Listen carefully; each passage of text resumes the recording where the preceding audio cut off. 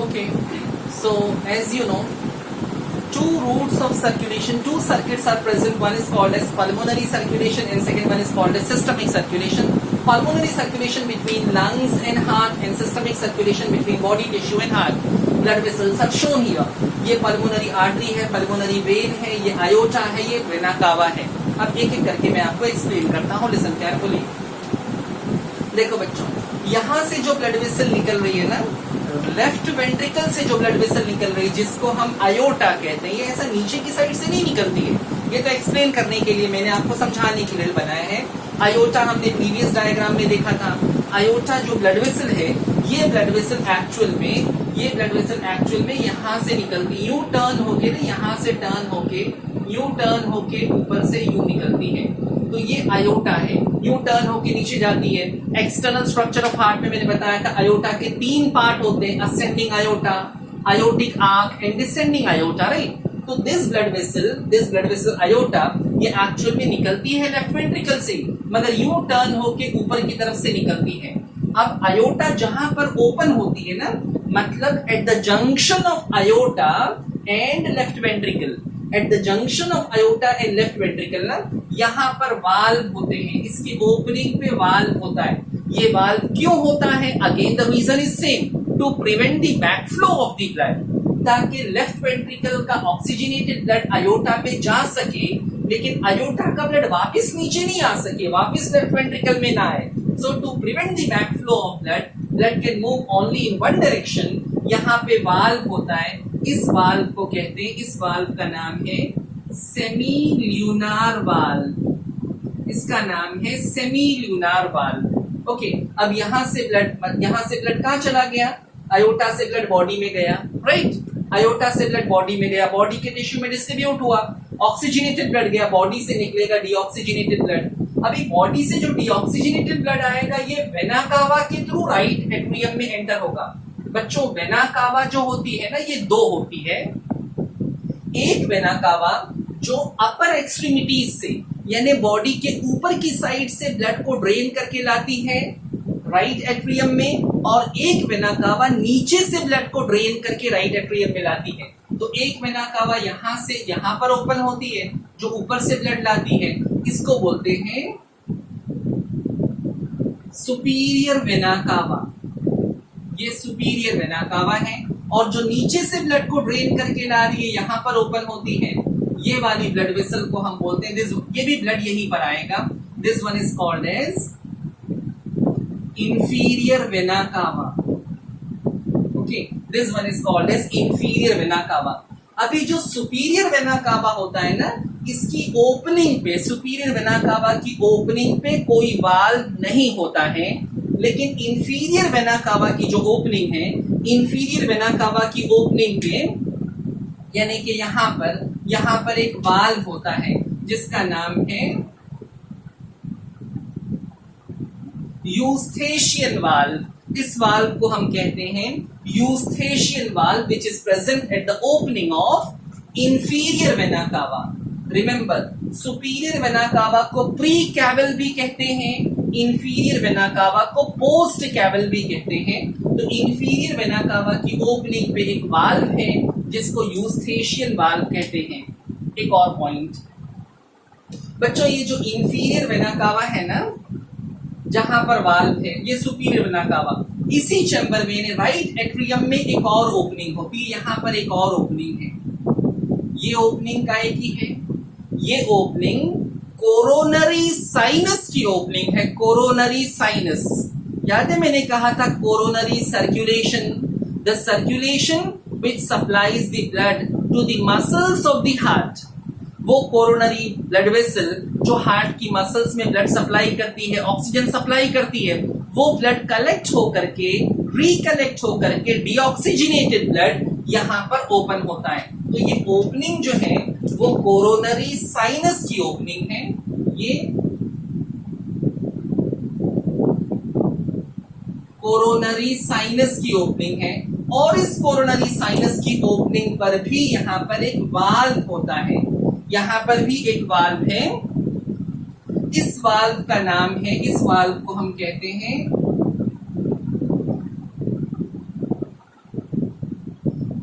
इसका नाम है थेबेशियन वाल्व।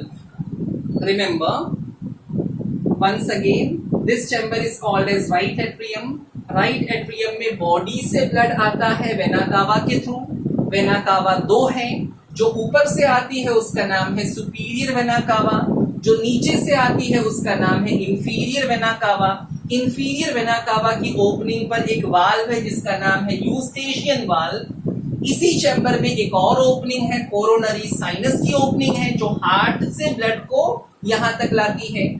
और इसके ओपनिंग पे भी एक वाल्व है जिसका नाम है थेबेशियन वाल्व। ओके, नाउ अभी सेम ब्लड, ये डीऑक्सीजनेटेड ब्लड ना ट्राइकस्पिड वाल्व से होता हुआ राइट वेंट्रिकल में जाएगा। बेटा राइट वेंट्रिकल से निकलने वाली ब्लड वेसल का नाम है पल्मोनरी आर्टरी। लास्ट टाइम मैंने बताया था कि एक्चुअल में पल्मोनरी आर्टरी नीचे से नहीं निकलती है। ये पल्मोनरी आर्टरी जो है ना, यहां से टर्न होकर फिर ये दो पार्ट में स्प्लिट हो जाती है, राइट और लेफ्ट पार्ट में स्प्लिट हो जाती है। तो ये वाली जो ब्लड वेसल है ये है पल्मोनरी आर्टरी। पल्मोनरी आर्टरी जब निकलती है तो इसको हम पल्मोनरी ट्रंक,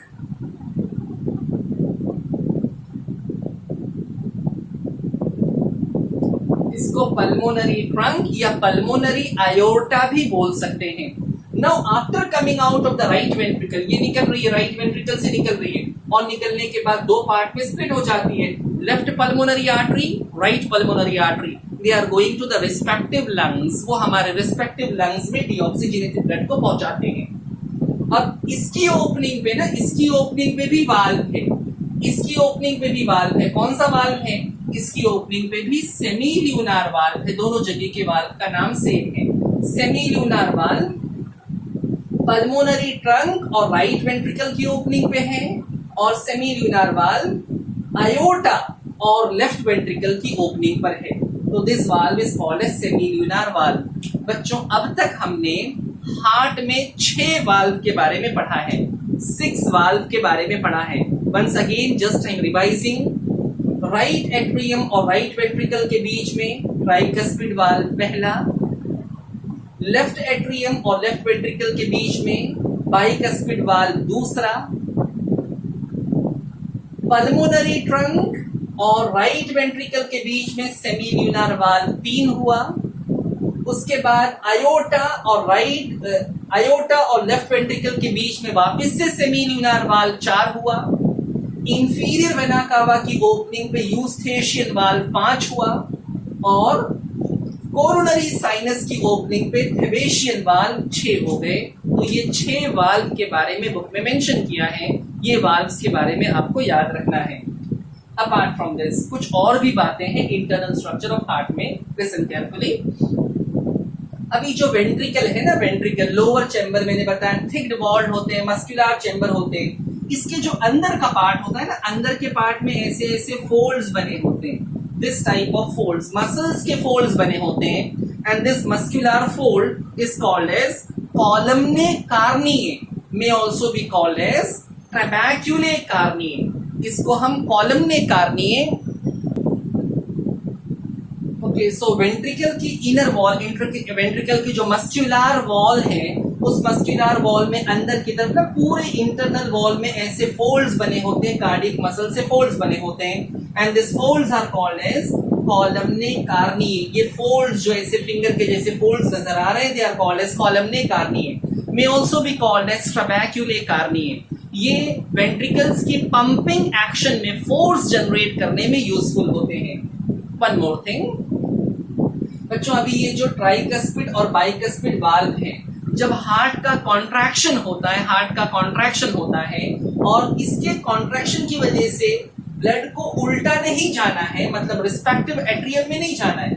यहाँ का ब्लड आयोटा में जाएगा, यहाँ का ब्लड पल्मोनरी ट्रंक में जाएगा। ये इस ओपनिंग से उल्टा नहीं जा सकते। मैंने पहले ही बताया tricuspid and bicuspid valves, they are responsible for preventing the backflow of blood. लेकिन इस वाल्व पर ट्रेमेंडस प्रेशर आता है, इस वाल्व पे बहुत ज्यादा प्रेशर आता है, कहीं ये वाल्व अपनी जगह से हिल नहीं जाए, सरक नहीं जाए। इसके लिए इस वाल्व पे ऐसे नॉन इलास्टिक फाइबर्स लगे होते हैं ना, ऐसा दोनों तरफ है, इस पे ऐसे नॉन इलास्टिक फाइबर्स लगे, ऐसे बहुत सारे धागे के जैसे, थ्रेड के जैसे स्ट्रक्चर उस वाल्व को पकड़ के रखे, नॉन इलास्टिक है ताकि वो हिले नहीं, फ्लेक्सिबल ना हो।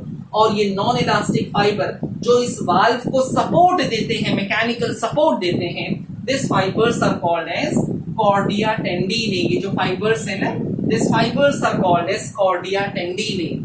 This cordia tendine on one side is attached to cuspid valve. Tricuspid and bicuspid valves are collectively called as cuspid valve. On one side they are attached to cuspid valve, and on the other side, they are attached to wall of the ventricle through a specialized muscles called as papillary muscles.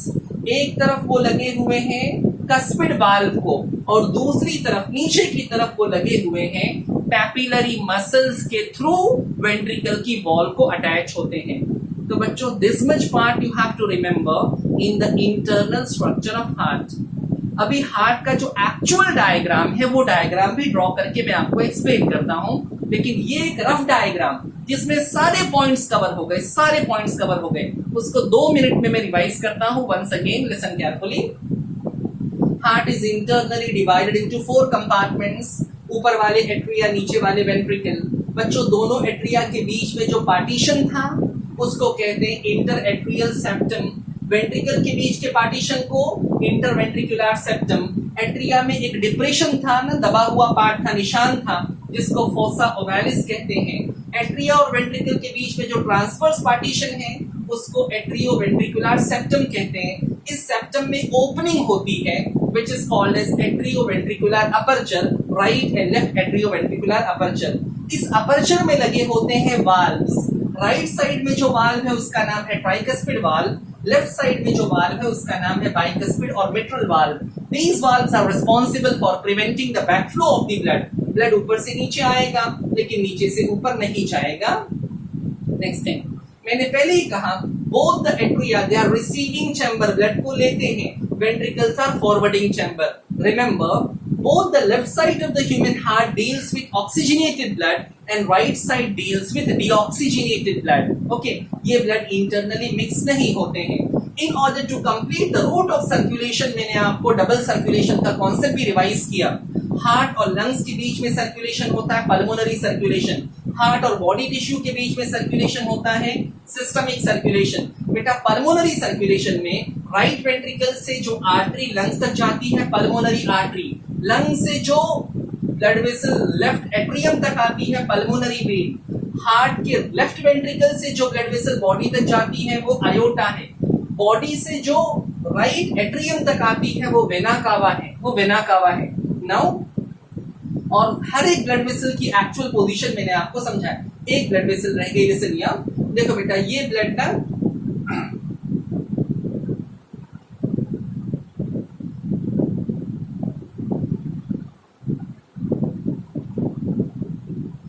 ये pulmonary artery. एक चीज रह गई थी बताना, अभी बता रहे हैं। पल्मोनरी आर्टरी से जो ब्लड, ये पल्मोनरी आर्टरी से जो ब्लड स्प्लिट होके बॉडी में लंग्स में गया, राइट और लेफ्ट लंग्स में गया, लंग्स से ब्लड वेसल वापस से हार्ट में आती है, ऑक्सीजनेटेड ब्लड को लेकर आती है। वो कहां पर ओपन होती है? लेफ्ट एट्रियम में। लेफ्ट एट्रियम में ओपन होने वाली ना, लेफ्ट एट्रियम में ओपन होने वाली ये 4 ब्लड वेसल, 2 यहां से, 2 पीछे से, वो साइड से, मतलब 2 लेफ्ट लंग से आ रही है, 2 राइट लंग से आ रही है। ये चारों ब्लड वेसल यहाँ पर लेफ्ट एट्रियम में ओपन होती है। This blood vessel is called as pulmonary artery. ये पल्मोनरी आर्टरी है। पल्मोनरी आर्टरी मैंने यहाँ पर show, sorry, this blood vessel is called as pulmonary vein, not artery, it is called as pulmonary vein. Pulmonary vein diagram में मैंने कहां पे show किया? ये पल्मोनरी वेन ना, पल्मोनरी वेन लंग्स से लेफ्ट एट्रियम में आती है। ये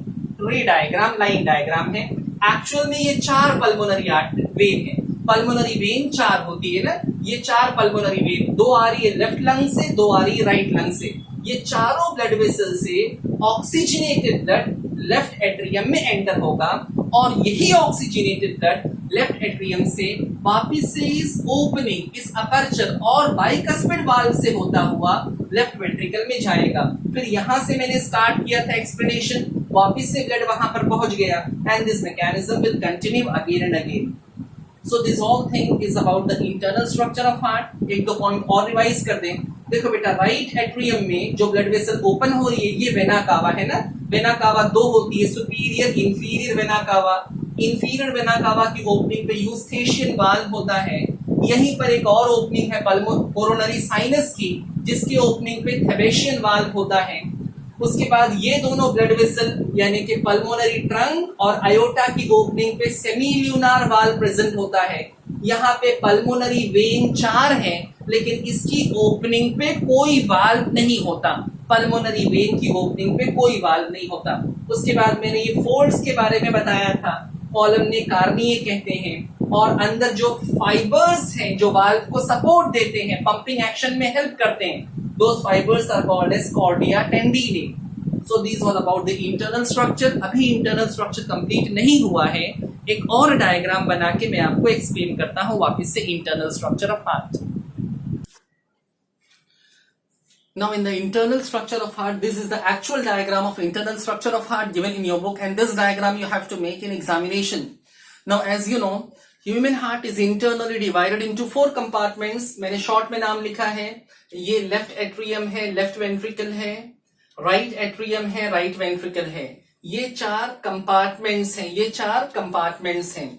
अभी क्या होता है, देखो, एज यू नो, दोनों एट्रिया के बीच में पार्टीशन था, inter atrial septum, which is not clearly visible. This part you can say it is the inter atrial septum.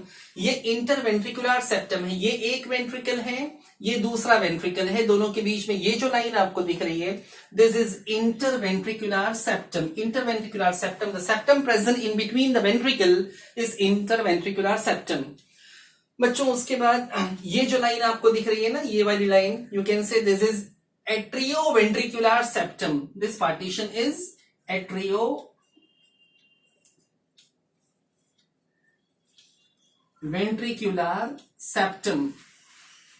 Atrioventricular septum के बीच में these are the apertures जो एट्रियम और वेंट्रिकल को ज्वाइंट करते हैं, और इस अपर्चर पे लगे होते हैं valves. As you know, right atrium और राइट वेंट्रिकल के बीच में बाइकस्पिड वाल्व है जिसको मिट्रल वाल्व कहते हैं, और राइट एट्रियम और राइट वेंट्रिकल के बीच में, लेफ्ट के बीच में बाइकस्पिड है और राइट के बीच में ट्राइकस्पिड वाल्व है. ओके, अभी आप यहां से स्टार्ट करिए. कहां से स्टार्ट करना है? Right ventricle, sorry, left ventricle से हम स्टार्ट करते हैं. लेफ्ट वेंट्रिकल से, as you know, the blood vessel which comes out of the left ventricle is called as aorta. बेटा देखो, ये लेफ्ट वेंट्रिकल है, ये लेफ्ट एट्रिया है ना, ये लेफ्ट वेंट्रिकल है. लेफ्ट वेंट्रिकल में जो ब्लड है, ये ब्लड यहां से निकल के, लेफ्ट वेंट्रिकल से निकलकर इस ब्लड वेसल में जो ब्लैक से मैंने रिप्रेजेंट किया है ना, इसके पीछे से होता हुआ यहां से जाएगा, and this blood vessel is aorta which supplies the blood to the entire body. Left ventricle और आयोटा के बीच में जो जंक्शन है, उस जंक्शन पे वाल्व है, ओपनिंग है, ओपनिंग पे वाल्व है. This valve is called as semilunar valve. यानी लेफ्ट वेंट्रिकल का ऑक्सीजनेटेड ब्लड सेमील्यूनार वाल्व से होता हुआ, आयोटा से होता हुआ पूरी बॉडी में जाएगा. पूरी बॉडी में पहुंचने के बाद वो ब्लड में से ऑक्सीजन यूटिलाइज हो जाएगा, और deoxygenated blood will come back to the heart. कहां पर आएगा? राइट एट्रियम में आएगा. राइट एट्रियम में आने वाली ब्लड वेसल को हम वेना कावा कहते हैं. जो ऊपर से आती है ये सुपीरियर वेना कावा, जो नीचे से आ रही है ब्लू वाली, ये इंफीरियर वेना कावा. Superior vena cava and inferior vena cava opens into the right atrium. Right atrium में एक और ओपनिंग थी जिसे हम कोरोनरी साइनस की ओपनिंग कहते हैं, जिसे हम कोरोनरी साइनस की ओपनिंग कहते हैं. कोरोनरी साइनस की जो ओपनिंग है, उस ओपनिंग के जंक्शन पे, उसके जंक्शन पे लगा है थेबेशियन वाल्व, और इंफीरियर वेना कावा की ओपनिंग पे लगा है यूस्थेशियन वाल्व. ओके, ये यूस्थेशियन वाल्व, यहां पर थेबेशियन वाल्व है. अभी ये ब्लड जब यहां पर आ गया, ये ब्लड यहां से होता हुआ नीचे जाएगा ना, कहां जाएगा? राइट वेंट्रिकल में. राइट वेंट्रिकल में जाएगा deoxygenated blood. Now this deoxygenated blood from the right ventricle, ये यहां से टर्न होके ऊपर जाएगा. ये ब्लड वेसल का नाम है पल्मोनरी ट्रंक. पल्मोनरी ट्रंक और राइट वेंट्रिकल के जंक्शन पे भी सेमील्यूनार वाल्व है, दोनों जगह पे सेमील्यूनार वाल्व है. ये पल्मोनरी ट्रंक स्प्लिट होती है राइट और लेफ्ट साइड में, ये सप्लाई करती है लंग्स को डीऑक्सीजनेटेड ब्लड। डीऑक्सीजनेटेड ब्लड जो लंग्स में जाता है वहां पे ब्लड का ऑक्सीजनेशन होता है। ऑक्सीजनेशन के बाद जो ऑक्सीजनेटेड ब्लड है, this oxygenated blood will come back to the heart. अभी ऑक्सीजनेटेड ब्लड लंग से जब वापस आएगा तो वापस आते टाइम उसको यहां पर एंटर होना है, लेफ्ट एट्रियम में ऑक्सीजनेटेड ब्लड एंटर होगा। और एंटर होने के लिए 4 ब्लड वेसल हैं जिसको हम पल्मोनरी वेन कहते हैं। You can C in this diagram 2 pulmonary vein यहां से एंटर हो रही है, 2 पल्मोनरी वेन, ये भी पल्मोनरी वेन है, हाँ? ये 2 पल्मोनरी वेन पीछे से होते हुए यहां पर एंटर हो रही है। ये चारों पल्मोनरी वेन से डीऑक्सीजनेटेड ब्लड, हाँ, यहां से deoxygenated blood will come into the left atrium. अभी लेफ्ट एट्रियम में आने के बाद ये ऑक्सीजनेटेड ब्लड, लंग से आने वाला ब्लड ऑक्सीजनेटेड ब्लड होगा। Oxygenated blood comes into the left atrium. Left atrium का ऑक्सीजनेटेड ब्लड यहां से नीचे आएगा, कहां पर आएगा? लेफ्ट वेंट्रिकल में आएगा।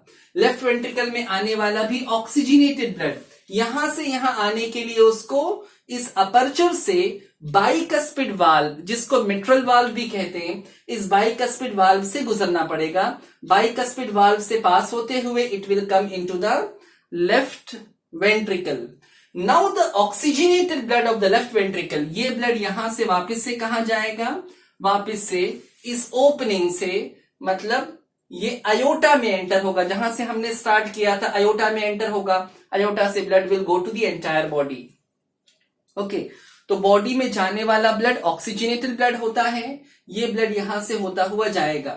नाउ फ्यू मोर थिंग्स, हाँ, ये देखो, ये वाली लेफ्ट वेंट्रिकल से निकलने वाली पल्मोनरी ट्रंक, ये मैंने बताया, ये स्प्लिट होके 2 पल्मोनरी आर्टरी बनती है।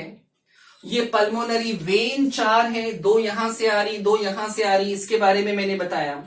अभी जो वेंट्रिकल की वॉल होती है, you can C in the diagram के डायग्राम में एट्रिया की वॉल को थिन दिखाया गया है, वेंट्रिकल की वॉल को थिक दिखाया गया है। मैंने पहले भी कहा था कि एट्रिया की वॉल थिन होती है because it is receiving chamber. इसको सिर्फ इतना ही प्रेशर बनाना है कि यहां का ब्लड रिस्पेक्टिव वेंट्रिकल में चला जाए, लेकिन जो एक्चुअल प्रेशर बना के ब्लड को डिस्ट्रीब्यूट करना है, हार्ट के बाहर पहुंचाना है, वो फंक्शन वेंट्रिकल का होता है। नाउ वेंट्रिकल ये थिक वॉल होते हैं, इसमें भी लेफ्ट वेंट्रिकल की वॉल की थिकनेस राइट वेंट्रिकल के वॉल की थिकनेस के कंपैरिजन में 3 टाइम्स ज्यादा होती है। ये मैंने इसके पहले वाली स्लाइड में आपको बताया था।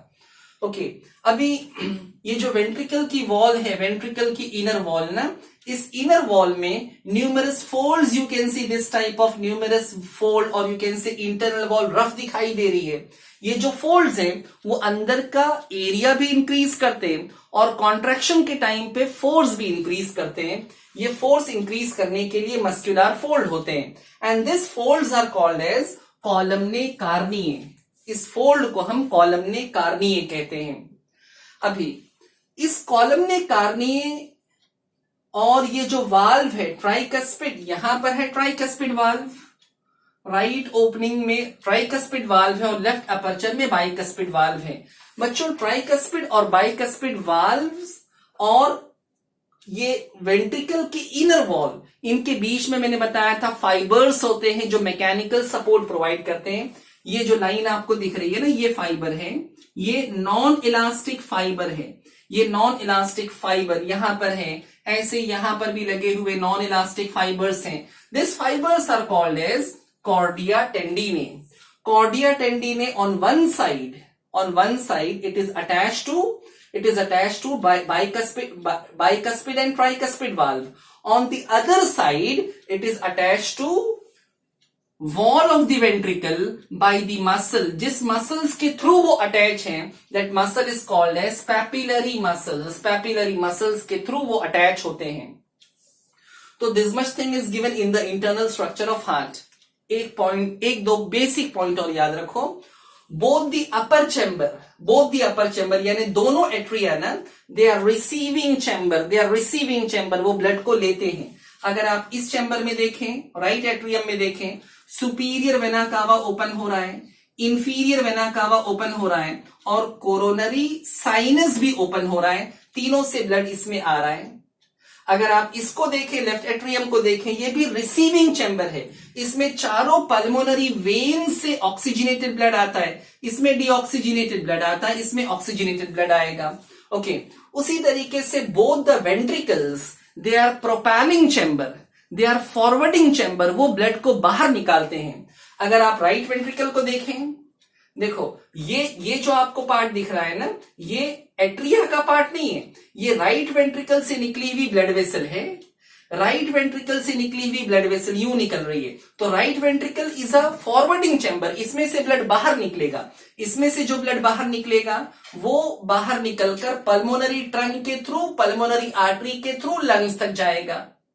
इसी तरीके से लेफ्ट वेंट्रिकल को देखो, ये भी फॉरवर्डिंग चैम्बर है, प्रोपेलिंग चैम्बर है, इसमें से भी ब्लड बाहर निकलता है। बच्चों, इसमें से जो ब्लड बाहर निकलेगा, ये ब्लड देखो, ये एट्रिया है, ये वेंट्रिकल है, ये वेंट्रिकल से निकली हुई ब्लड वेसल है, ये जो दिख रही है ना, ये वेंट्रिकल से निकली हुई ब्लड वेसल है। वेंट्रिकल से जो ब्लड वेसल निकलती है, इसका नाम है आयोटा। आपने पढ़ा था असेंडिंग आयोटा, आयोटिक आर्क पढ़ा था, डिसेंडिंग आयोटा पढ़ा था। इसके ओपनिंग पे सेमील्यूनार वाल्व है, तो ये फॉरवर्डिंग चैम्बर है, ये ब्लड को बाहर निकालता है। ये ब्लड को बाहर निकाल के आयोटा के थ्रू पूरी बॉडी में ब्लड सप्लाई करता है। तो ये स्टेटमेंट आप याद रखना, कंफ्यूज नहीं होंगे कि both the upper chamber are receiving chamber and both the lower chamber they are forwarding chamber.